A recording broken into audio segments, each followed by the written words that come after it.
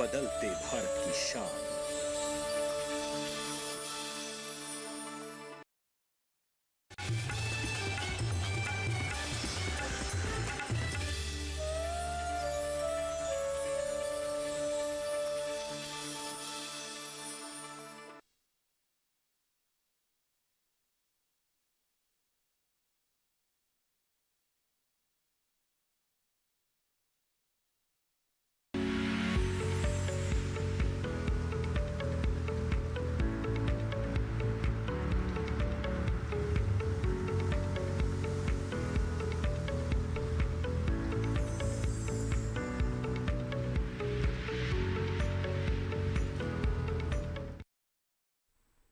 नमस्कार, स्वागत है आपका हेलो किसान में। मैं हूं अंजू सिंह। हेलो किसान आप किसान भाई बहनों के लिए एक लाइव फोन इन कार्यक्रम है जिसमें हम किसानों से संबंधित कृषि संबंधी विभिन्न विषय लेकर आते हैं और उनसे जुड़े विषय विशेषज्ञ आपकी समस्याओं का समाधान देते हैं लाइव, वो भी फ़ोन कॉल के माध्यम से, व्हाट्सएप या फिर ईमेल सवालों के वो जवाब देते हैं। और साथ ही हमारा प्रयास ये भी होता है कि विषयों से जुड़ी हुई तमाम महत्वपूर्ण जानकारियाँ भी आप तक पहुँचाई जाएं। और आज इसी कड़ी में हम जो विषय लेकर आए हैं आज के कार्यक्रम में, सबसे पहले नजर डालते हैं आज के विषय पर। आज का हमारा पहला विषय है गेहूं की पछेती बुआई एवं किस्में, और साथ ही हम आज बात करेंगे प्रधानमंत्री मानधन योजना के बारे में। तो अगर आप गेहूं की पछेती किस्मों के बारे में जानना चाहते हैं तो आप हमें फ़ोन करें और अपने सवाल हम तक पहुंचाएं। इसके अलावा हम बात करेंगे प्रधानमंत्री मानधन योजना के बारे में भी, यानी ये योजना एक तरीके से हमारे किसानों के लिए पेंशन योजना है। कैसे इसका लाभ ले, कब से लेकर कब तक आप इस योजना से जुड़ सकते हैं और इसमें कैसे हमारे किसानों को एक आर्थिक सहारा भी इस योजना के माध्यम से पहुँचाने का प्रयास किया जा रहा है। कोई भी सवाल इन दोनों विषय से जुड़े हुए हैं, आप हमें कॉल करें। इसके लिए टोल फ्री नंबर नोट कर लें जिसके माध्यम से आप हमें संपर्क कर सकते हैं 1800-113060, 1800-113061 टोल फ्री, यानी इस पर आपका कोई शुल्क नहीं लगेगा। इसके साथ ही साथ हमें आप व्हाट्सएप के माध्यम से भी संपर्क कर सकते हैं। हमारा व्हाट्सएप नंबर नोट कर लें 8800520717। आप चाहें तो हमें ईमेल भी कर सकते हैं। हमारा ईमेल आईडी नोट कर लें hellokisan2015@gmail.com, ये हमारा ईमेल आईडी है। तो चाहें तो आप हमें कॉल कर सकते हैं हमारे टोल फ्री नंबर पर, हमें व्हाट्सएप के माध्यम से भी अपने सवाल पहुंचा सकते हैं या फिर हमें ईमेल करें। लेकिन कॉल करते हुए कुछ बहुत ही बुनियादी बातें हैं जिनका ध्यान ज़रूर रखें हमारे दर्शक। फ़ोन आप नेटवर्क क्षेत्र से करें, ऐसी जगह से कॉल करें जहाँ से हम आपको स्पष्ट रूप से सुन सकें, और इसके साथ ही अपनी बात को कम शब्दों में कहने का प्रयास करें। अपना नाम, अपने क्षेत्र का नाम भी बात कॉल के दौरान ज़रूर बताएं, और ऐसे ही व्हाट्सएप में भी इन बातों का ध्यान रखें। जब आप अपना सवाल लिखें तो स्पष्ट लिखें, अपने क्षेत्र का नाम, अपना नाम ज़रूर मेंशन करें। तो आज जिन विषयों पर हम चर्चा करने वाले हैं, जिनसे संबंधित हम आपके सवाल लेंगे, उनके बारे में आप जा चुके हैं। और आइए अब आपकी मुलाकात करवाते हैं हमारे आज के विषय विशेषज्ञ, यानी जो इन विषयों से जुड़े हुई जानकारी आप तक पहुँचाएंगे या फिर आपके सवालों के जवाब देने में हमारी मदद करेंगे। हमारे साथ डॉक्टर शिवाधर मिश्र जी हैं। सर, स्वागत है आपका कार्यक्रम में। आप प्रधान वैज्ञानिक हैं शस्य विज्ञान संभाग IARI पूसा नई दिल्ली में। और सर, गेहूं की पछेती बुआई और इसकी किस्मों के बारे में जानकारी देंगे। स्वागत है सर एक बार फिर से आपका कार्यक्रम में। और हमारे साथ है डॉक्टर YR मीणा जी। सर, आपका भी स्वागत है हेलो किसान में। YR मीणा जी अपर आयुक्त है विस्तार कृषि एवं किसान कल्याण मंत्रालय भारत सरकार में। और आज का जो हमारा दूसरा विषय है, यानी प्रधानमंत्री मानधन योजना, इसके बारे में विस्तृत जानकारी हम मीणा जी से लेंगे। तो जो भी आपके सवाल हैं उनके साथ आप तैयार रहे और कार्यक्रम में अब चर्चा की शुरुआत करते हैं। तो सबसे पहले मैं गेहूं की पछेती बुआई के बारे में बात कर लेते हैं। सर, गेहूं का समय चल रहा है और बहुत सारे किसानों ने तो बुआई पूरी भी कर ली होगी, लेकिन जिन किसानों ने नहीं की, दिसंबर तक उनके पास एक समय रहता है कि वो कुछ ऐसी किस्में हैं जिनकी बुआई कर सकते हैं। पछेती गेहूँ की क्या इसका महत्व है और कैसे हमारे किसानों की लाभकारी है ये? जी हाँ, देखिए हमारे किसान भाई जब खेती में कई तरीके की फसलें उगाते हैं, और कभी कभी ऐसा होता है कि कुछ फसलें ऐसी होती हैं, जैसे आलू की फसल है, उन्होंने अगेती आलू की फसल ले ली और फसल के बाद फिर सोचते हैं कि अब दिसंबर के बाद क्या करें, दिसंबर में उनका खेत खाली हो गया। तो ऐसे समय पर हमारी फसलें जो गेहूं की फसल है उसमें बहुत सारी प्रजातियां ऐसी हैं जो काम आती हैं, देर से बोने पे भी जो कि अच्छी पैदावार दे जाती हैं। जी, जी। तो ऐसी जगह दूसरा ये होता है, कभी कभी जैसे धान की फसल लगाई, उन्होंने पहली फसल लगा रखी थी, वो काफ़ी लेट तैयार हुई। लेट तैयार होने के बाद कहीं कहीं होता है कभी कभी इस सीज़न में कि बारिश हो गई, या खेत में पानी लगाया और खेत पलेवा करने के बाद तैयार ही नहीं हो पाया, क्योंकि सूखने में समय लगता है तापमान कम होने से। तो बहुत सारे ऐसे कारण होते हैं जिनसे हमारे किसान भाई समय से नहीं बो पाते हैं। तो ऐसे में ये होता है कि हम अगर जो प्रजातियाँ आम प्रचलित प्रजातियाँ हैं, जैसे कि आपको पता होना चाहिए कि गेहूँ के बोने का जो सही समय है, गेहूं के बोने का सही समय जो हमारे उत्तरी पश्चिमी मैदानों में है, वो 10 से लेके 25 नवंबर तक सही समय होता है। और इसके बाद अगर हम बोते हैं तो वो देर से आने वाली कैटेगरी में आ जाता है। और उसके बाद जो बहुत देर से बोने वाली कैटेगरी है वो 25 नवंबर से 25 दिसंबर तक होती है, जो कि अभी चल रहा है। तो प्रजातियों को हमारे जो वैज्ञानिकों ने जो विकसित किया है, उन प्रजातियों में जो देर से बोने वाली प्रजातियां हैं, जो कि 25 दिसंबर तक भी बोने पर अच्छी उपज देती हैं, वो बहुत सारी प्रजातियां हैं, अलग अलग जोन के लिए प्रजातियां हैं। तो उनको हमारे किसान भाई चुनाव कर सकते हैं। इन प्रजातियों के अलावा भी बहुत सारी ऐसी चीज़ें होती हैं जिन पे हमें ध्यान रखने की आवश्यकता है। जी, जी। तो इस तरीके से हम तो आज जैसे कि आपने बताया कि बहुत सारी ऐसी प्रजातियां हैं जो कि हमारे किसान जिन्हें चुन सकते हैं, और जिन कंडीशंस में आप इस तरह की किस्मों का चुनाव कर सकते हैं वो भी अभी हमें सर ने बताई। चलिए आगे बढ़े, उससे पहले पछेती गेहूं पर एक रिपोर्ट देख लेते हैं।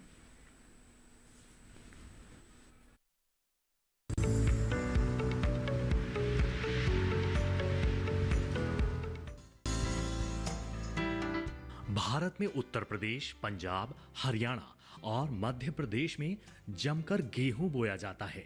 कुछ परिस्थितियों में किसान गेहूं की खेती समय पर ना कर पाने के कारण गेहूं की पछेती खेती भी करते हैं। पछेती गेहूं से अधिक उत्पादन लेने के लिए बुआई के एक निश्चित समय, जैसे कि पूर्वी भारत में 10 दिसंबर तक, उत्तर भारत में 25 दिसंबर तक और दक्षिण भारत में 30 नवंबर तक कर लेनी चाहिए। अक्सर पछेती बुआई की परिस्थितियों में भी अधिकतर किसान सामान्य किस्मों को ही उगा लेते हैं, जिनसे उनकी उत्पादकता काफी कम हो जाती है। ऐसी स्थिति में अधिक पैदावार लेने के लिए देरी से बुआई के लिए अनुमोदित किस्मों को ही बोना चाहिए। सिंचित अवस्था में देरी से बुआई के लिए उन्नतशील किस्मों जैसे HI 1621, HD 3271, HD 3018 हैं, HD 3167, HD 3117 हैं, HD 3118 हैं, HD 3059, HD 3090, HD 2985, HD 2643 और HD 2864 की बुआई कर सकते हैं। वहीं पर्वतीय क्षेत्रों के लिए VL 892, HM 375, HS 207, HS 420 और HS 490 किस्में लगा सकते हैं। अगर दोनों का आकार बड़ा या छोटा है तो उसी अनुपात में बीज की दर घटा या बढ़ा सकते हैं। बीज साफ, स्वस्थ और खरपतवारों के बीजों से रहित होना चाहिए। छोटे और कटे फटे व सिकुड़े हुए बीजों को निकाल दें। केवल प्रमाणित बीजों की ही बुआई करें। अगर बीज शोधित ना हो तो 1 किलोग्राम बीज को 2.5 ग्राम थीरम या 2 ग्राम कैप्टॉन नामक दवा से शोधित कर लें। किसी भी दवा का उपयोग करने से पहले कृषि विशेषज्ञों की सलाह भी ले सकते हैं।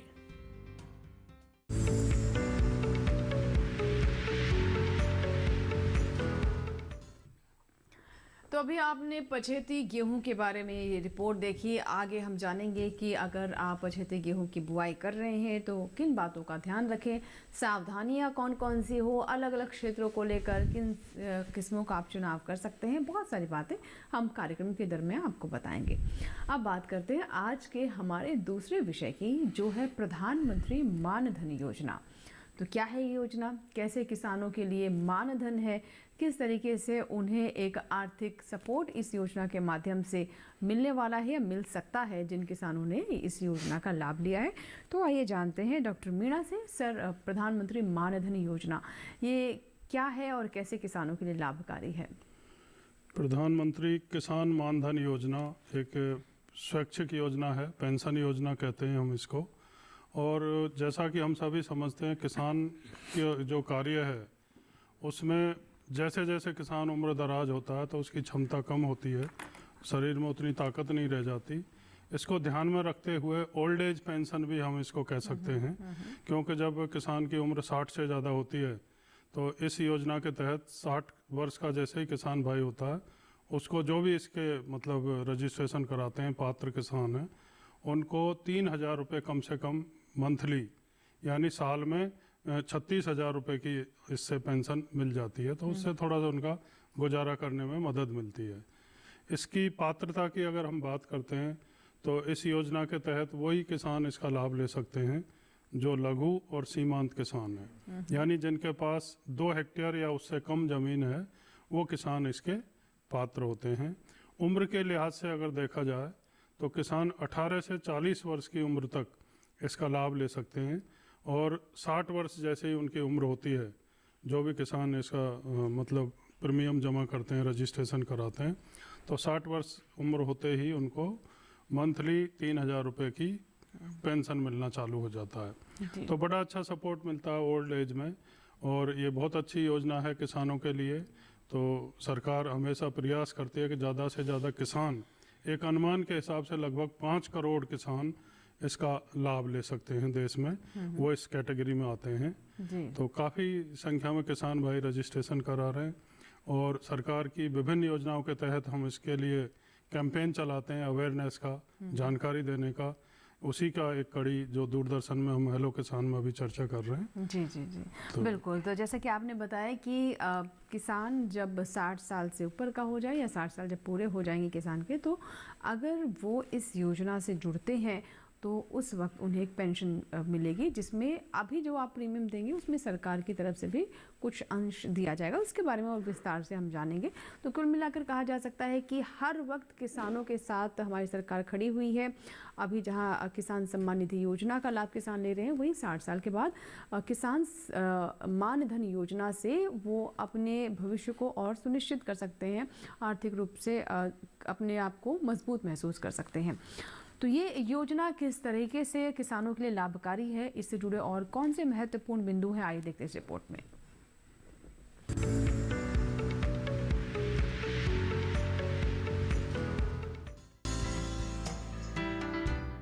कृषि और किसान को मजबूत बनाने के लिए सरकार शुरुआत से ही प्रयासरत है।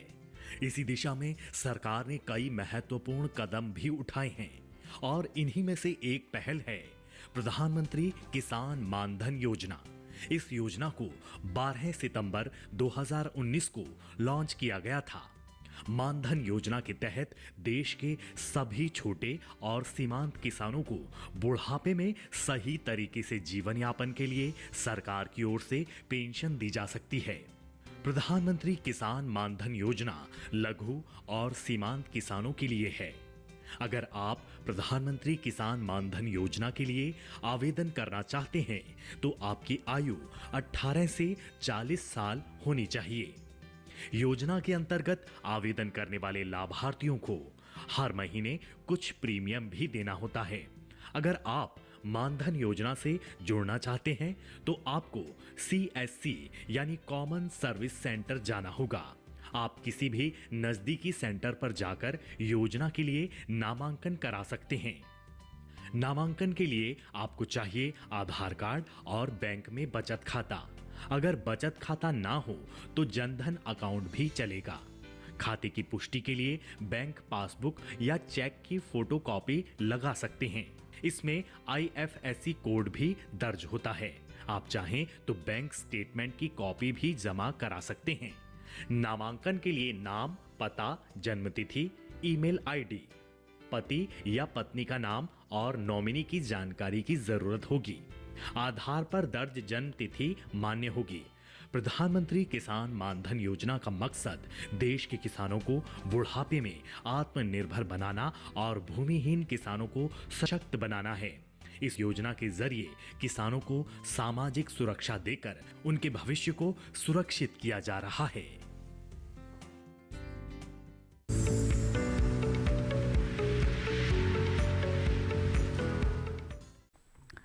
तो ये अभी आपने देखी किसान मान धन योजना से जुड़ी हमारी रिपोर्ट, और इसमें हमने आपको बताया कि हमारी सरकार किसानों के हर पड़ाव में उनके साथ है ताकि किसान सशक्त रहें।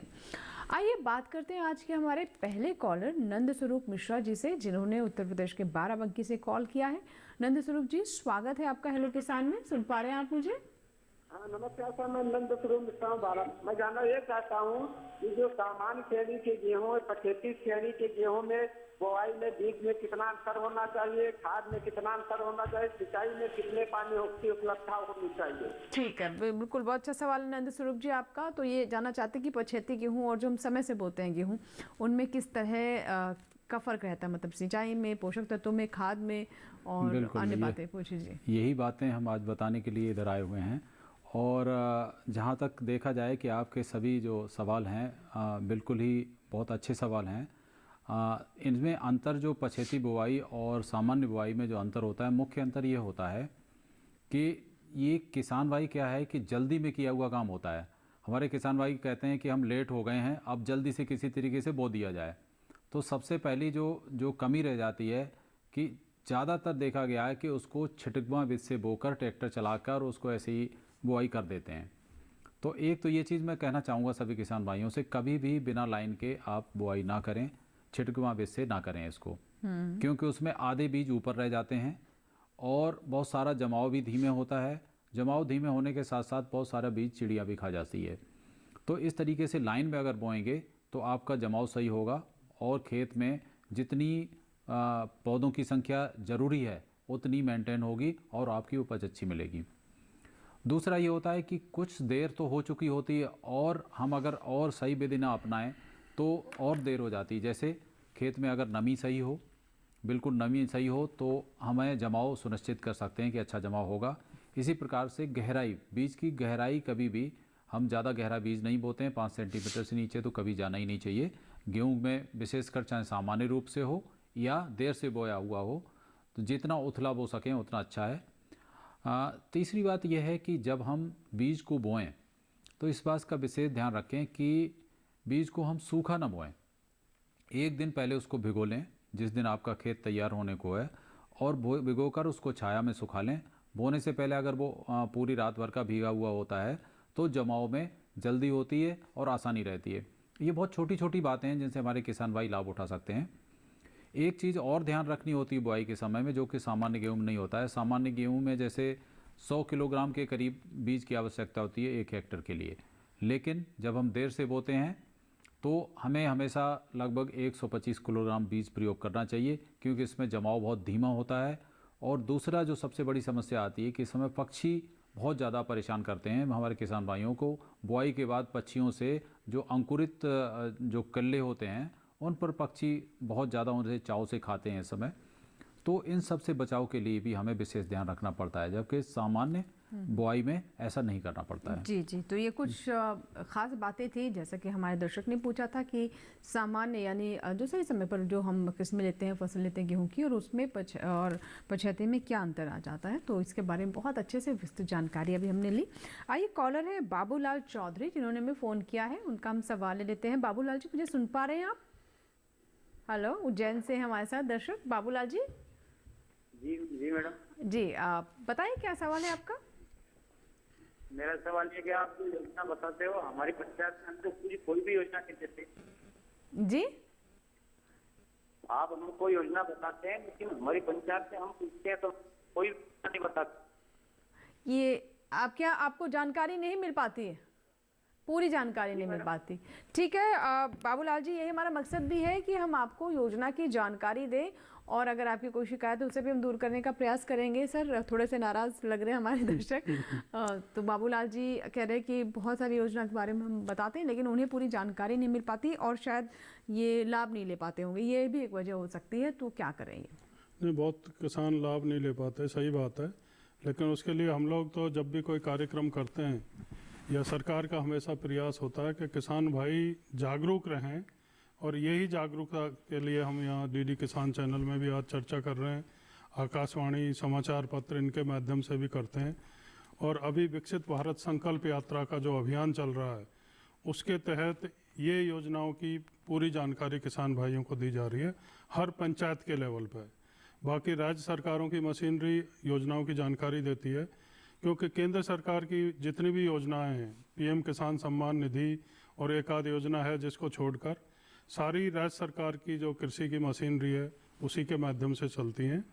तो निश्चित तौर पर आप अपने नज़दीक का जो कॉमन सर्विस सेंटर है, सामान्य जन सूचना केंद्र, वो आमतौर पर पंचायत के लेवल पे होते हैं, वहाँ पर जाकर के संपर्क करें और अपना रजिस्ट्रेशन कराएं। पात्रता का जैसे मैंने चर्चा की थी, इस योजना का लाभ लेने के लिए किसान भाइयों के पास 2 हेक्टेयर या उससे कम ज़मीन होनी चाहिए, 18 से 40 वर्ष की उम्र होनी चाहिए और बैंक का अपना जो अकाउंट है उसकी डिटेल और ज़मीन के कागजात ये लेकर के आप कॉमन सर्विस सेंटर पर जाएंगे तो वहाँ पर आपका रजिस्ट्रेशन होगा और एक यूनिक आईडी यानी पीएम किसान अकाउंट नंबर आपको मिलेगा, उससे पेंशन आपको फिर चालू होगी। तो शुरुआत में आपको जैसे मान लो 18 साल आपकी उम्र है तो आपको 55 रुपये प्रति माह देना होगा और 55 रुपये ही सरकार की तरफ से उसमें डाले जाएंगे आपके खाते में। इसी तरीके से मान लो किसी किसान भाई की उम्र 40 वर्ष है तो 200 रुपये मंथली उसको देना पड़ेगा प्रीमियम और 200 रुपये सरकार डालेगी। तो उनके खाता जो होगा स्पेशल यूनिक अकाउंट उसमें 400 रुपये महीने के जमा होंगे और जैसे ही इनकी 60 वर्ष की उम्र होगी तो इनको पेंशन का लाभ मिलना। मतलब 60 साल के बाद उन्होंने नहीं देना कोई पैसा, नहीं कुछ नहीं देना, प्रीमियम नहीं देना होगा। ठीक है। तो जैसे कि मैंने भी कहा था कार्यक्रम की शुरुआत में कि कुछ अंश नहीं बल्कि आधा मतलब बराबर है। जो इंश्योरेंस कराता है उस अगर वो जितनी राशि दे रहा है उतनी सरकार की तरफ से भी राशि उसके खाते में जमा होती है, यानी इंश्योरेंस के लिए जो प्रीमियम जाता है उसमें सरकार की तरफ से भी ये सहयोग रहता है। फिलहाल इसी के साथ ही यहाँ वक्त एक छोटी सी ब्रेक, आप कहीं मत जाइएगा, देखते रहें लोग के साथ।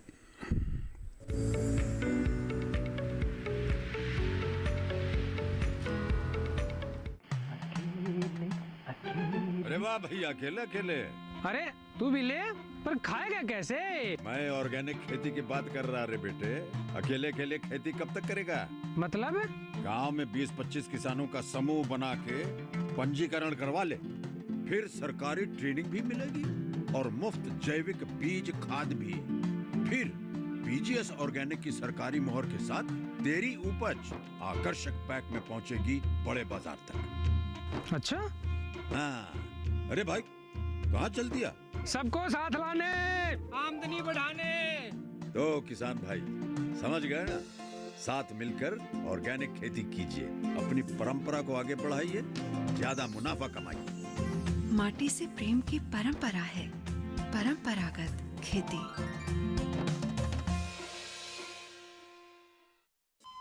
अरे सुन तो। मुझे क्या सुनाना चाहते हो? जो सुनाओ मेरी सौतन को। किसको? अरे वही तुम्हारा मोबाइल फोन जिससे सुबह शाम दिन रात चिपके रहते थे और कहते थे किसान कॉल सेंटर से बातें हो रही हैं। अच्छा ये बात है। हाँ क्यों, क्या हुआ? अब बात नहीं होती क्या? अब तो झट से बात हो जाती है। ऐसा क्या? हाँ, अब तो ज्यादा लाइनें और खास तकनीक के कारण खेती के माहिरों से तुरंत बात हो जाती है। और अगर कभी लाइन व्यस्त हो तो अपनी समस्या फोन पर रिकॉर्ड करा दो, वहाँ से फोन आ जाता है और समस्या की हल का मैसेज भी आ जाता है। ये देखो आ गया। अरे वाह, इसका मतलब इंतजार की घड़ी अब खत्म। हाँ। तभी मैं सोचूं कि आजकल मुझ पर इतना प्यार क्यों आ रहा है। कृषि संबंधी समस्याओं का अपनी भाषा में तुरंत हल पाने के लिए पूरे भारत में किसी भी फोन से हेल्पलाइन नंबर पर संपर्क करें। किसानों का दोस्त किसान कॉल सेंटर।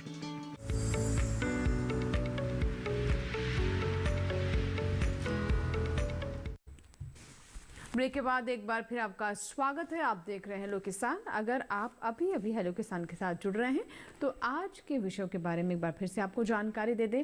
आज हम बात कर रहे हैं गेहूं की पछेती बुआई के बारे में और साथ ही विस्तृत जानकारी आप तक पहुंच रही है प्रधानमंत्री किसान मान धन योजना पर भी। अगर आपके कोई भी सवाल है तो आप हमें कॉल करें, हमारे टोल फ्री नंबर पर, हमें व्हाट्सएप भी कर सकते हैं या फिर ईमेल कर अपने सवाल भी हम तक पहुंचा सकते हैं। आपके सवालों को हम लाइव कार्यक्रम में साथ के साथ शामिल करेंगे। एक कॉलर हमारे साथ जुड़ चुके हैं जिन्होंने हमें हमारे कॉल सेंटर नंबर पर कॉल किया है। विपिन है सागर से। आइए बात करते हैं। विपिन जी बताएं क्या सवाल है? जी नमस्कार मैम। नमस्कार। मैम मेरा सवाल ये था, पछेती गेहूं के बारे में जानना था। जी बताइए। पिछली बार हमने मैम गेहूं बोया था दिसंबर में ही, तो उसमें बढ़वार बिल्कुल भी नहीं हुई थी मैम, बिल्कुल। और लगभग 50 किलो बीज बोया, बढ़वार नहीं हुई, ठीक है। 6 कुंटल की आसपास आई थी। तो बढ़वार क्यों नहीं होती और क्या कारण होता है? और इस बार भी हम बोना चाहते हैं आलू की फसल की बात, तो क्या क्या बातें ध्यान रखेंगे जिसमें फसल अच्छी हो? सर क्या बताना चाहेंगे? देखिए, इसमें सबसे मुख्य बात आपकी है कि आप प्रजाति का चुनाव कौन सी का करते हैं। विशेषकर जो देर से बोई जाने वाली किस्में हैं वो अलग अलग क्षेत्र के लिए अलग अलग संस्तुत हैं। जैसे आपका सागर जो है वो केंद्रीय उसमें आता है, जोन में आता है, और इसमें केंद्रीय जोन में HD 2864, SD 2932, MP 4010 और DL 788-4, ये इस तरीके की कई किस्में हैं जो कि देर से बोने पे भी बहुत अच्छी उपज देती हैं, उनकी बढ़वार भी ठीक ठाक हो जाती है। लेकिन आप सामान्य प्रजातियां अगर उस समय बोएंगे तो उनकी बढ़वार नहीं होगी, क्योंकि दिसंबर और जनवरी में तापमान बहुत कम होता है। कम तापमान होने पर बढ़वार अपने आप कम हो जाती है। तो इसका प्रजातियों का विशेषकर आप ध्यान रखेंगे तो निश्चित ही बढ़वार भी मिलेगी उनकी अच्छी, और पैदावार भी मिलेगी। जी सर, एक व्हाट्सएप सवाल आया है, वो भी ले लेते हैं। जी दर्शक का नाम है अंकुर सहाय, आजमगढ़ उत्तर प्रदेश से हमारे दर्शक हैं, और ये प्रधानमंत्री मानधन योजना के बारे में जानना चाहते हैं। पहला सवाल इनका है कि प्रधानमंत्री किसान मानधन योजना का लाभ लेने के किसान के लिए क्या क्या होना चाहिए और उसकी उम्र कितनी होनी चाहिए? सर इस बात की हमने अभी चर्चा की, कर ली, लेकिन मुझे लगता है लेकिन फिर से मैं बता देता हूँ। उम्र 18 से 40 साल के बीच में होनी चाहिए किसान की, और लघु सीमांत कैटेगरी का किसान हो, यानी उसकी जो ज़मीन है 2 हेक्टेयर या उससे कम होनी चाहिए, और बाकी बैंक की पासबुक और कागजात ज़मीन के ये लेकर के आप कॉमन सर्विस सेंटर जो आपके नज़दीक है वहाँ पर जा कर के अपना रजिस्ट्रेशन करा सकते हैं। अगर आपकी उम्र 18 साल है तो 55 रुपये प्रति माह आपको कंट्रीब्यूशन देना होगा, और उतना ही पैसा सरकार डालेगी। अगर आप 40 साल के हैं तो 200 रुपये प्रति माह आपको पे करना होगा, और समान मात्रा में पैसा सरकार डालेगी। और 60 साल की आपकी जैसे ही उम्र होगी तो आपको मिनिमम 3000 रुपये प्रति माह की पेंशन चालू हो जाएगी। तो इस तरीके से आप उसका लाभ ले सकते हैं। नईमुद्दीन एक दर्शक हैं, झांसी से इन्होंने कॉल किया है। नईमुद्दीन जी, स्वागत है आपका हेलो किसान में, सवाल बताएं। नमस्कार मैम। नमस्कार सर। निवेदन ये है कि ये गेहूं का बीज श्रीराम 303, श्रीराम 303 जी, क्या ये बुंदेलखंड और झांसी, विशेषकर झांसी के लिए उपयुक्त है? और यदि हाँ तो इसमें कितने पानी की आवश्यकता पड़ेगी और कितने खाद की आवश्यकता पड़ेगी? धन्यवाद जी। देखिए, श्रीराम 303 या ये जितने भी हमारे बहुत सारे जो प्राइवेट फर्म हैं, प्राइवेट एजेंसीज हैं, वो अपनी अपनी बना के भी बेचती हैं अपने नाम से, और अगर आपके क्षेत्र के लिए उन्होंने संस्तुत कर रखा है तो निश्चित ही वो प्रजाति सही होगी। लेकिन जो हमारे संस्थान से, जो हमारे भारतीय कृषि अनुसंधान परिषद से के जो संस्थान हैं, या बहुत सारी जो कृषि विश्वविद्यालय हैं, उनकी निकली हुई प्रजातियां, जो कि मैंने बताया कि सेंट्रल जोन के लिए बताई, इसी तरीके से सभी जोन के लिए होती हैं, उन प्रजातियों को आप ज़्यादा एडॉप्ट करें, उनको अपनाने की कोशिश करें, तो मुझे लग रहा है ज़्यादा लाभ होगा। जहाँ तक पानी और खाद की बात है, तो देर से बोने पर सिंचाइयों का जो शेड्यूल होता है, जो सिंचाइयों का जो समय होता है, वो पहली सिंचाई हमेशा 21 दिन पे ही होगी। पहली सिंचाई, क्योंकि वो उसमें जो कल्ले निकलने की अवस्था होती है, उसमें क्राउन रूट जिसे कहते हैं हम लोग, तो उस टाइम पर अगर पानी मिलेगा तो उसमें ज़्यादा से ज़्यादा कल्ले निकलेंगे, ज़्यादा टेलर बनेंगे और ज़्यादा बालियाँ आएंगी। अगर उस समय आप चूक जाते हैं तो निश्चित ही है आपके कल्ले निकलने कम आएंगे और उपज पर बुरा प्रभाव पड़ेगा। तो पहली सिंचाई तो आपको करनी है, जो कि 21 दिन पे करनी है। दूसरी सिंचाई 42 दिन पे ही करनी है, और तीसरी सिंचाई लगभग 60 से 65 दिन पे की जाती है। तो इस तरीके से 5-6 सिंचाइयों की जगह लगभग 5 सिंचाइयों में आपकी फसल पक के तैयार हो जाती है। क्योंकि देर से बोने पे ऐसा देखा गया है कि जब आपकी गर्मी पड़ना शुरू हो जाती है, उस समय आपकी फसल पकती है, तो फसल को एक तरीके से कम अवधि मिल पाती है और पैदावार कम हो जाती है। तो इसमें पानी की जो सिंचाइयों की जहाँ तक है संख्या, वो एक सिंचाई लगभग कम हो जाती है, लेकिन जब गर्मी पड़ने लगती है, लास्ट में भी कभी कभी हमें पानी देना पड़ता है, तो फिर वही 6 सिंचाइयों की आवश्यकता पड़ती है। इसी प्रकार पोषक तत्वों को अगर देखा जाए तो पोषक तत्व चूँकि कम बढ़वार होती है तो थोड़े से घटाए जा सकते हैं। जैसे अमूमन हम संस्तुत करते हैं, हम जो हमारे उत्तरी पश्चिमी मैदान है उनके लिए 150 किलोग्राम नाइट्रोजन प्रति हेक्टेयर के हिसाब से, लेकिन आप देखते हैं कि आपने देर से बोया है और आपकी फसल की अवधि कम है तो उसको हम 100 से 125 किलोग्राम पे ले आते हैं। तो इस तरीके से हम कुछ खाद भी बचा सकते हैं।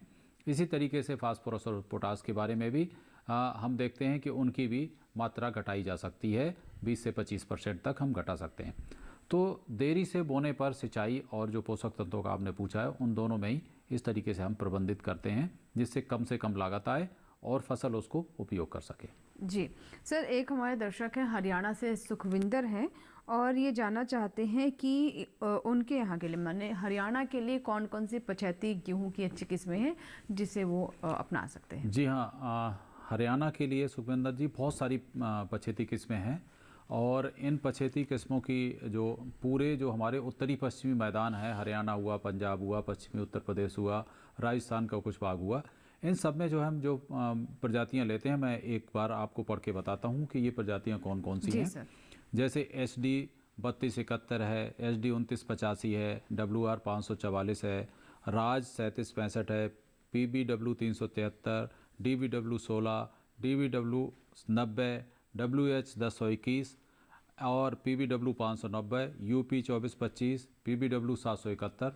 तो इस प्रकार एक लंबी फहरिस्त है। अब आपको इनमें से कौन सी प्रजाति मिल पाती है, वहाँ पर आपके क्षेत्र में कौन सी उपलब्ध हो पाती है, आप उसको लेने की कोशिश करिए और उसे लगाइए, तो मुझे लग रहा है आपको ज़्यादा लाभ होगा। और पछेती ये सभी संस्तुत प्रजातियाँ हैं जो कि पछेती बुआई के लिए उपयुक्त हैं। जी सर, एक और गेहूं से जुड़ा हुआ सवाल है तो मैं साथ ही साथ ले लेती हूँ, ये भी व्हाट्सएप सवाल है। चंद्रशेखर है छत्तीसगढ़ से हमारे दर्शक और ये जानना चाहते हैं क्या उनके यहाँ यानी छत्तीसगढ़ में इस वक्त गेहूँ लिया जा सकता है, और अगर हाँ तो कौन सी वैरायटी लें और अच्छी पैदावार कैसे प्राप्त करें। देखिए, इन्होंने एक ही सवाल में सारे सवाल पूछे हुए हैं और मैं इनको प्रजाति पहले तो बताना चाहूँगा कि जो इनका सेंट्रल जोन में आता है हमारे के उस जोन में SD 2864, SD 2932, MP 4010 और DL 788 4 ये प्रजातियाँ प्रमुखता से लोग प्रयोग करते हैं और ये अच्छी पैदावार देती हैं। जैसा अभी तक हमने जितना भी चर्चा की है, अभी पिछले किसान भाइयों ने जो प्रश्न पूछे हैं कि बुआई कैसे करें, बुआई के बाद सिंचाई कैसे करें, पोषक तत्व कैसे डालें, तो अगर आप इनको सभी को संस्तुत तरीके से अगर प्रयोग करेंगे और अपनाएंगे तो निश्चित ही आपको ज़्यादा पैदावार मिलेगी और ज़्यादा लाभ होगा। बिल्कुल बिल्कुल। तो दर्शकों से यहाँ पर हम फिर से कहेंगे कि आप अपने सवालों के साथ तैयार रहें, लेकिन हमें यहाँ पर एक छोटा सा ब्रेक लेना होगा। ब्रेक के बाद तुरंत हाजिर होंगे और लेंगे आज के दोनों ही विषयों पर आपके प्रश्न, आपके आशंकाओं का जवाब यहाँ पर देंगे। अगर आप कुछ भी जानना चाहते हैं प्रधानमंत्री किसान मान धन योजना से जुड़ी योजना के बारे में या फिर पछेती गेहूँ की फसल से जुड़ा हुआ कोई भी अगर आपका सवाल है, तैयार रखें अपने सवाल। होगी मुलाकात छोटे से ब्रेक के बाद।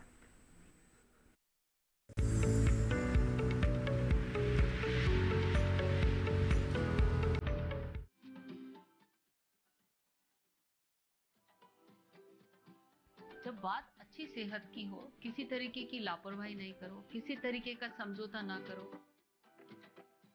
ना बरतें लापरवाही, लक्षणों को पहचानें और लें डॉक्टर की सलाह। चाहे बीमारी दिल की हो, दांतों की हो या दिमाग की हो, खुद से इलाज ना करें, खुद से कोई भी दवाई ना खाएं, डॉक्टर के पास जाएं, अपनी जांच कराएं और अपना पूरा इलाज करवाएं और अपना ख्याल रखें। कार्यक्रम जो देगा सलाह भी मार्गदर्शन भी। मोबाइल उठाएं, नंबर मिलाएं 1800113060 या 1800113061।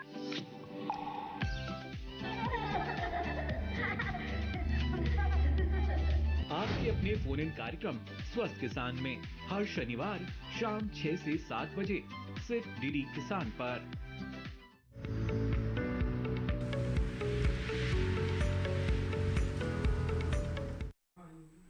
ब्रेक के बाद एक बार फिर आपका स्वागत है हेलो किसान में। आज हम बात कर रहे हैं पछेती गेहूं की वैरायटी के बारे में, उसकी बुआई के बारे में, कैसे आप पछेती गेहूं की फसल ले सकते हैं। साथ ही दूसरा हमारा विषय है प्रधानमंत्री मान धन योजना, यानी प्रधानमंत्री किसान मान धन योजना। इससे जुड़े हुए प्रश्न भी हम कार्यक्रम में शामिल कर रहे हैं। और ब्रेक के बाद हमारे आज के एक पहले कॉलर और जुड़ गए हैं, ब्रेक के बाद वाले। आइए बात करते हैं उनसे। Hello hello. Yes madam. नमस्कार सर, बताइए क्या सवाल है।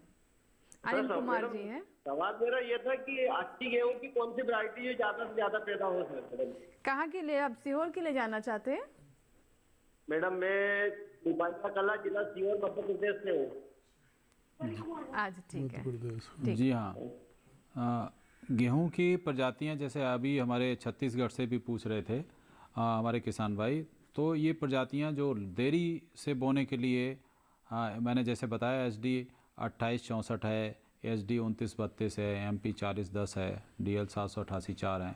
इसके अलावा और भी बहुत सारी प्रजातियां उपलब्ध हैं, क्योंकि एक लंबी लिस्ट है। तो आप ये देखिए उनमें से आपके सीहोर में कौन सी उपलब्ध हैं। इन प्रजातियों में से 4 प्रजातियाँ जो मैंने बताई इनमें से। इसके अलावा और भी प्रजातियाँ जैसे SD सीरीज़ की 3237 है, HI सीरीज़ की है कि 1621 भी है, वो भी काम करती है, आपके यहाँ अच्छा करती है। तो आप इन प्रजातियों को चिन्हित करके इनका बीज ले सकते हैं और इसकी बुआई कर सकते हैं, जिससे आपको ज़्यादा फ़ायदा होगा। जी जी बिल्कुल। सर कुछ हमारे पास व्हाट्सएप सवाल हैं, वो ले लेते हैं। क्या मानधन योजना में किसान के अलावा राज्य और केंद्र दोनों सरकारी योगदान देती हैं? विक्रम है हिसार हरियाणा से, उन्होंने सवाल भेजा है। PM किसान मानधन योजना में राज्य सरकारों का योगदान तो नहीं होता है, क्योंकि इसमें व्यक्तिगत तौर पर एक तो किसान का और उतनी ही मात्रा में सरकार यानी भारत सरकार का उसमें पैसा है। तो वो 50-50% का इसका जो मैनेजमेंट है या इसको संचालित करने का जो जिम्मा है वो भारतीय जीवन बीमा निगम यानी लाइफ इंश्योरेंस जो कंपनी है उसको LIC को दे रखा है जी। तो इस तरीके से राज्य सरकार, हालांकि राज्य सरकार की अपनी योजनाएं हो सकती हैं, लेकिन वो किसान मानधन योजना नहीं होगी। ये केंद्र की एक योजना है जिसमें केंद्र सरकार और किसान दोनों बराबर बराबर का अपना अंश देते हैं। और सर इससे जुड़ा हुआ एक और हमारे पास सवाल आया है, व्हाट्सएप सवाल है। विक्रम है, विक्रम का ही सवाल था। ये रूपलाल जी हैं राजस्थान से, और ये जानना चाहते हैं कि इनका सवाल हालांकि प्रधानमंत्री सम्मान निधि योजना से है, तो सर वो सवाल भी ले लें। जानना चाहते हैं इसके लिए पंजीकरण कैसे कराया जाता है? प्रधानमंत्री किसान सम्मान निधि योजना काफ़ी चर्चित योजना है और अभी फिलहाल जो विकसित भारत संकल्प यात्रा चल रही है, देश के लगभग 2,59,000 जो ये हैं 69,000 बल्कि 2,69,000 पंचायत, हर पंचायत पर ये हमारी जो रथ यात्रा है विकसित भारत संकल्प यात्रा ये जारी है। इसमें राज्य सरकारों के अधिकारी, केंद्र सरकार के भी नुमाइंदे वहाँ पर जा रहे हैं और कोशिश ये है कि प्रधानमंत्री किसान सम्मान निधि योजना का जो किसान पात्र होते हुए लाभ नहीं ले पा रहे उनको लाभ पहुंचाया जाए, उनका वहाँ पर रजिस्ट्रेशन भी किया जाए, कोई भी समस्या अगर है उसका निदान किया जाए। मतलब तो जो जिन्हें मिलना चाहिए लेकिन किसी वजह से नहीं मिल रहा है तो उनको जोड़ने की बात है, जोड़ने के लिए प्रयास किया जा रहा है। ठीक है सर, एक और कॉलर है शिवराज जी है हमारे साथ फोन लाइन पर। आइए उनका हम सवाल लेते हैं। हेलो शिवराज जी, मुझे सुन पा रहे हैं आप? हेलो हेलो जी नमस्कार शिवराज जी, बताएं क्या सवाल है आपका? हरियाणा से आप हमारे साथ। राम राम जी। राम राम जी, बताएं। मेरा सवाल ये है जी, दिसंबर में अब कौन सी वैरायटी बोई जाती है गेहूं की उत्तर हरियाणा में? जी हाँ, हरियाणा में, उत्तरी हरियाणा में कौन सी किस्म ले सकते हैं इसकी दिसंबर में? मतलब पछेती जो किस्म है गेहूं की वो कौन सी ली जा सकती है? जी हाँ। तो जोन के हिसाब से मुझे लगता है, देखिए जैसा मैंने आपको पहले भी बताया है कि जो हमारे उत्तरी पश्चिमी मैदानों के लिए जो संस्तुत प्रजातियों की एक लंबी लिस्ट है अभी मैंने आपको बताई है, उनमें से आप कोई भी चुनाव कर सकते हैं। जैसे SD 3271 को भी ले सकते हैं, एक WR 544 है आपके हरियाणा के लिए उपयुक्त है, उसे भी ले सकते हैं। इसके अलावा WH 1021 भी है। तो इस प्रकार से प्रजाति कौन सी उपलब्ध है, आपको कौन सी मिल पा रही है, तो इस जोन के लिए ये सभी उपयुक्त हैं और आप यमुनानगर में भी इसको लगा सकते हैं। जी बिल्कुल। तो ये बात हुई कि कौन सी किस्में ले सकते हैं, और ज़्यादातर किसानों का हम देख रहे हैं कि काफ़ी रुझान है इस तरफ की जो ये देर से बोई जाने वाली किस्में हैं इसका भी वो इस्तेमाल कर सकें। अब सर मैं आपसे जानना चाहूँगी शिवदर सर कि सिंचाई के बारे में भी जान लेते हैं। हालांकि एक दर्शक ने पूछा भी था कि क्या फ़र्क होता है क्या नहीं होता, लेकिन वो उन्होंने अपने क्षेत्र के अनुसार पूछा था। अगर हम पछेती किस्में लेते हैं तो इसमें कितनी सिंचाइयाँ लगती हैं?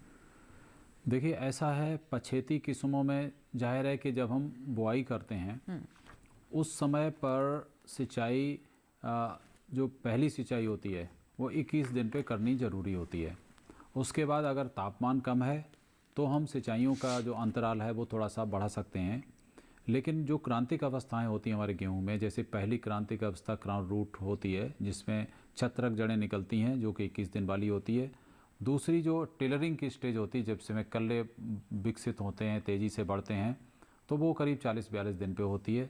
इसी तरीके से अगली होती है 60 से 62 दिन पे। तो ये 3 सिंचाइयाँ बहुत ही ज़रूरी हैं जो कि इस अंतराल पे लगभग 20 दिन के अंतराल पर होनी ज़रूरी होती हैं। लेकिन ये देखा गया है कि जैसे सर्दी बहुत ज़्यादा पड़ रही है और आपने कभी कभी देखा होगा जनवरी और फरवरी माह में थोड़ा सा बरसात भी हो जाती है, हमारे ज़्यादातर उत्तरी मैदानों में ऐसा देखा गया है, तो उस समय हम एक आध सिंचाई को कम भी कर सकते हैं उस समय के।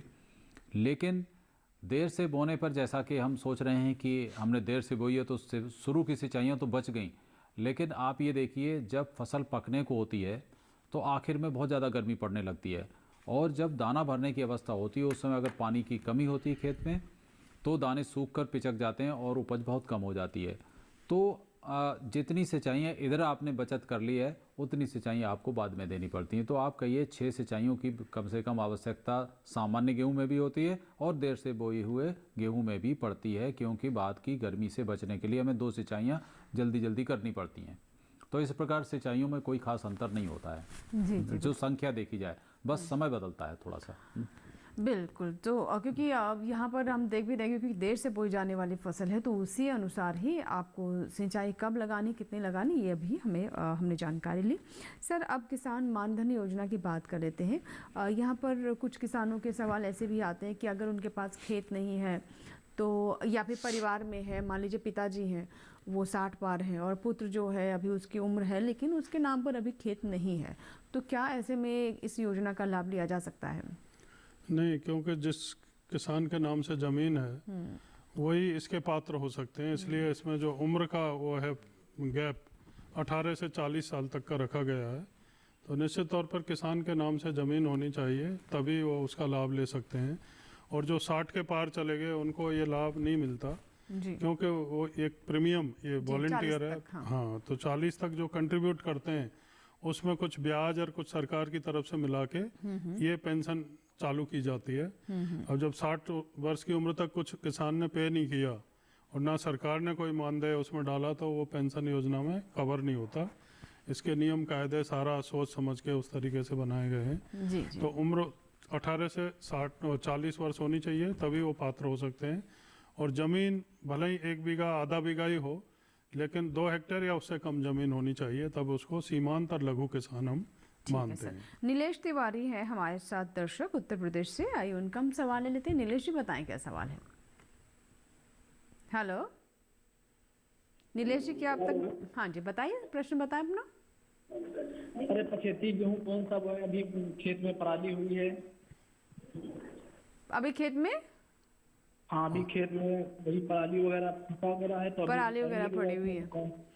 अच्छा ठीक है सर। अच्छा, देखिए खेत में पराली पड़ी है तो आपको बोने में दिक्कत होती है। बहुत सारी मशीनें हैं, भी मशीनों की ज़रूरत पड़ती है कि बुआई करते समय पे सही जगह पे बीज पड़ जाए। सीड ड्रिल से बोना या हैप्पी सीडर से रिकमेंड किया जाता है कि आप हैप्पी सीडर प्रयोग करें या और मशीनें प्रयोग करें जो कि पराली पड़ी हुई है उसके ऊपर भी कर सकते हैं। लेकिन आजकल पूसा की तरफ से एक नया तरीका भी ईजाद किया गया है जिसमें हम कहते हैं कि जब आप कटाई करवाते हैं धान की और जो पराली होती है उस पराली को जैसे कंबाइन से अगर कटते हैं तो वो उसको बिखेर देती है पीछे पीछे, और उसके ऊपर हम पूसा डिकम्पोजर का छिड़काव करके पानी लगाकर लगभग 1 महीने में उस पराली को सड़ा सकते हैं और ज़मीन में मिला सकते हैं, तो वो भी खाद का काम करती है। लेकिन 1 महीने का समय थोड़ा सा हमारे किसान भाइयों को मुश्किल होता है कि हम इतने डिले कैसे करें। तो कोशिश यही करनी चाहिए कि अगर अब आपने ये नहीं बताया कि आपने कटाई कैसे करवाई है, पराली खुली पड़ी हुई है तो उसको हटवाया भी जा सकता है। तो जितना श्रमिकों की लागत लगेगी उतना आपकी पैदावार भी इधर बढ़ सकती, बोने में उतनी दिक्कतें कम हो जाएंगी। जी सर। तो ये प्रबंधन आपके लेवल पर है। देर से जो समय से बुआई नहीं हो पा रही है उसके लिए मैंने तरीका बताया ही है कि आप प्रजातियों का सही चुनाव करें और थोड़ा जैसे बीज का बताया ज़्यादा मात्रा रखें, नमी सही रखें, गहराई सही रखें, तो निश्चित ही आपको ज़्यादा से ज़्यादा पैदावार मिलेगी और ज़्यादा लाभ हो जाएगा। जी, एक सवाल ले लेते हैं सर। ये मानधन योजना से जुड़ा हुआ प्रश्न है और काफ़ी अच्छा सवाल है ये कहते हैं कि 55 से 200 रुपये का योगदान जो किसान को देना है, क्या वो 200 से ज़्यादा भी दे सकता है? ये विश्वनाथ त्रिपाठी हैं समस्तीपुर बिहार से। यानी ये कहना चाहते हैं कि अगर हम ज़्यादा प्रीमियम दें तो क्या हमारी पेंशन राशि ज़्यादा होगी? क्या उसी के अनुसार ही सरकार की तरफ से भी योगदान होगा या फिक्स है ये? ऐसा कोई प्रावधान नहीं है इस योजना में, क्योंकि सरकार भी समान मात्रा में पैसा उसमें डालती है। तो एक नियम, एक कायदा बना दिया, भाई 18 वर्ष का है तो आपको 55 रुपये प्रति माह उतना ही पैसा सरकार डालेगी। 40 वर्ष की उम्र है तो 200 रुपये प्रति माह आपको देना होगा और 200 रुपये सरकार डालेगी, 400 रुपये होगा और उस पर फिर आगे जो ब्याज वगैरह बनता जाता है। तो ये मतलब किसान का अंश 200 से ऊपर नहीं हो सकता? नहीं अगर सरकार ना भी डाले नहीं तो सरकार का मान लीजिए 200 नहीं, सरकार डालती है तभी पेंशन मिलेगी। नहीं तो पैसा कहाँ से आएगा? ठीक है, तो बिल्कुल। तो यहाँ पर ये एक कैपिंग है जिसका आपको ध्यान रखना है कि इतना ही आप मैक्सिमम पैसा इसमें डाल सकते हैं और वो भी आपकी उम्र के हिसाब से ही निर्धारित होता है। ये आपकी मर्जी से नहीं है कि आप 18 साल के हैं तो आप 200 रुपये कॉन्ट्रीब्यूट करें, सर ऐसा भी नहीं है। बिल्कुल उम्र के हिसाब से कैलकुलेट होता है। इसी के साथ ही यहाँ वक्त एक छोटे से ब्रेक का, आप कहीं मत जाइएगा, अपने सवालों के साथ तैयार रहें। कितना टाइम?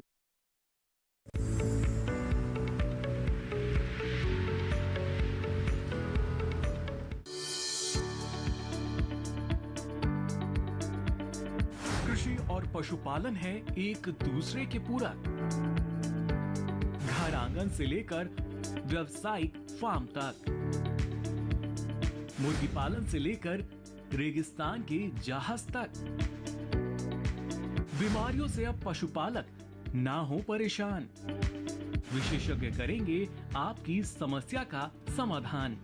जुड़िए हमसे, पूछिए अपने सवाल। ईमेल के जरिए भी आप हमारे साथ जुड़ सकते हैं। हमारी ईमेल आईडी है ddkisanapc@gmail.com।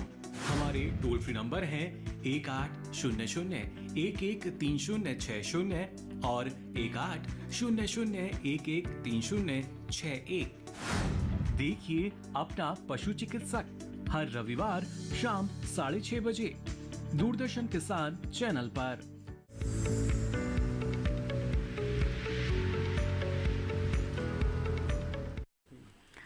और ब्रेक के बाद एक बार फिर आपका स्वागत है। आप देख रहे हैं लोग किसान। अब कार्यक्रम के अंतिम पड़ाव में पहुंच चुके हैं। अगर कोई सवाल है तो ज़रूर हम तक पहुंचाएं और हमारे टोल फ्री नंबर पर भी कॉल कर सकते हैं। कुछ हमारे पास व्हाट्सएप भी आ रहे हैं, उन पर भी हम नज़र डाल लेते हैं। और सर, जैसे कि हम पछेते गेहूं की बात कर रहे हैं तो इसमें कुछ और बातें जो ध्यान रखने की आवश्यकता है किसानों को?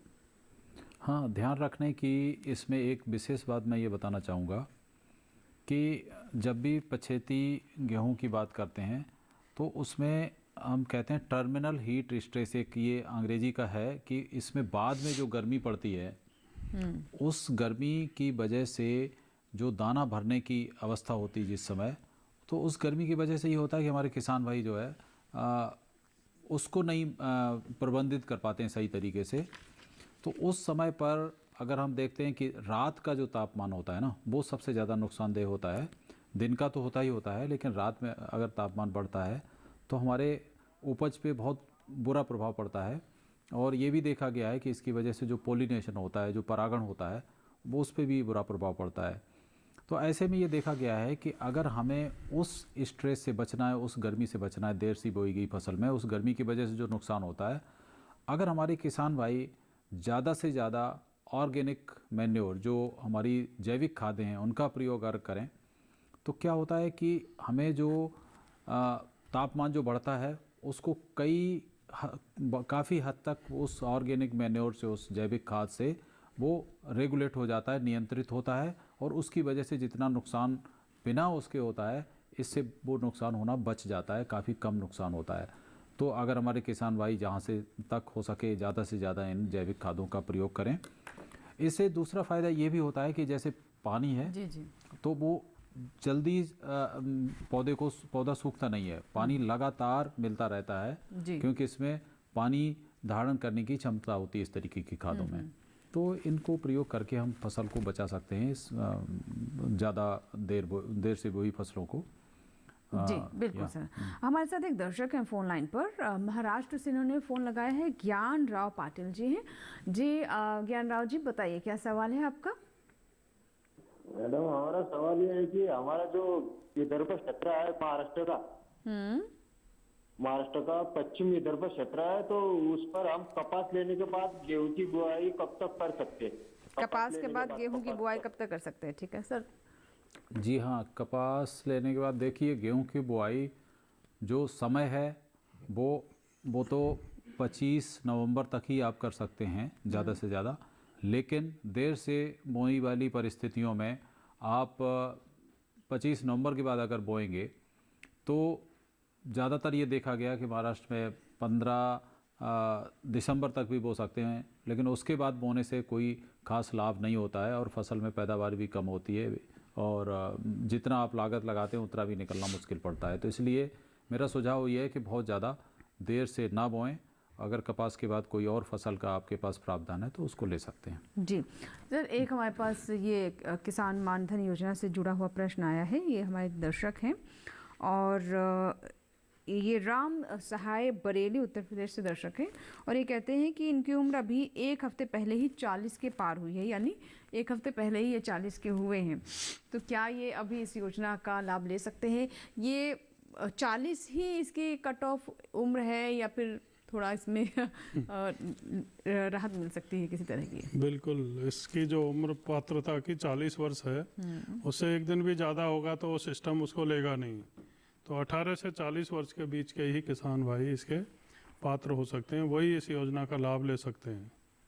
जी, यानी 18 से अगर आप एक दिन कम है तो भी आप लाभ नहीं ले सकते हैं, और अगर 40 से एक दिन ऊपर भी हो गए हैं तो भी आप इसका लाभ नहीं ले सकते हैं। तो हमें दुख है राम जी कि आप इस योजना का लाभ नहीं ले पाए हैं, लेकिन हम आशा करते हैं कि अन्य किसान जो हमें सुन रहे हैं जो कि इस एज ब्रैकेट में आते हैं वो ज़रूर इसका लाभ उठाएं।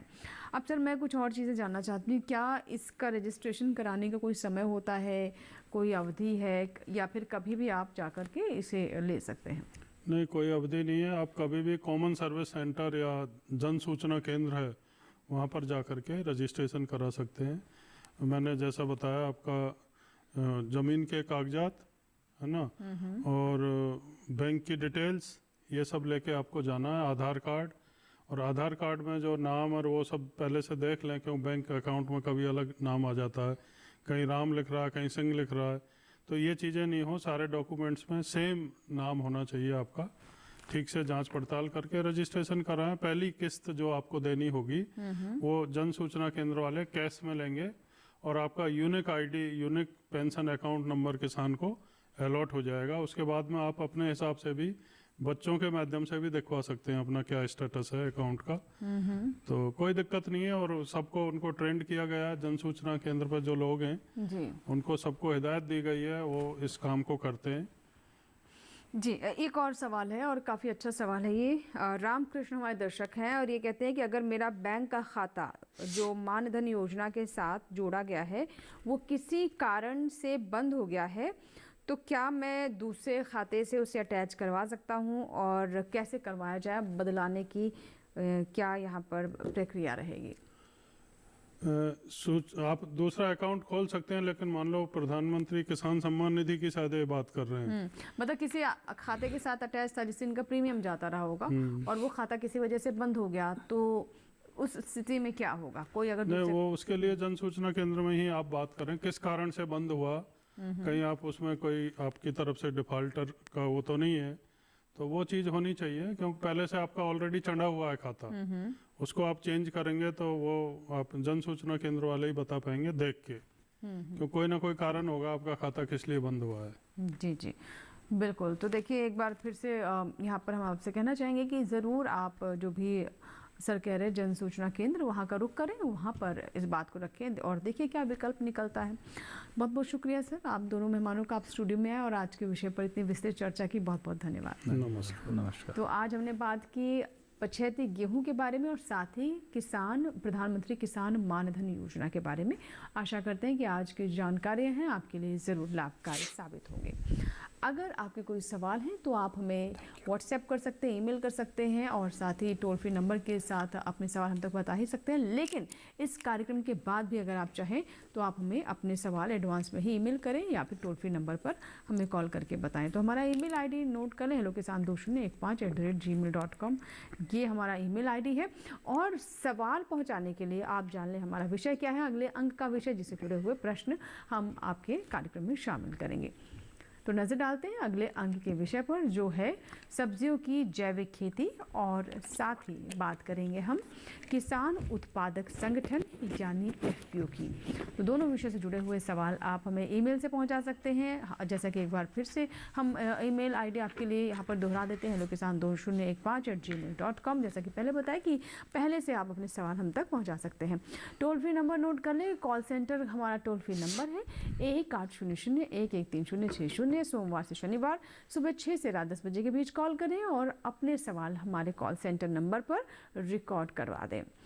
और चलते चलते एक और जानकारी दे देते हैं कि आप हमारा ये कार्यक्रम यानी हेलो किसान बाद में भी हमारे YouTube चैनल पर देख सकते हैं इस QR कोड को स्कैन करके। यहाँ लेंगे इजाज़त, अगले अंक में नए विषय के साथ फिर होगी आपसे मुलाकात। तब तक आप बने रहें दूरदर्शन किसान के साथ। नमस्कार।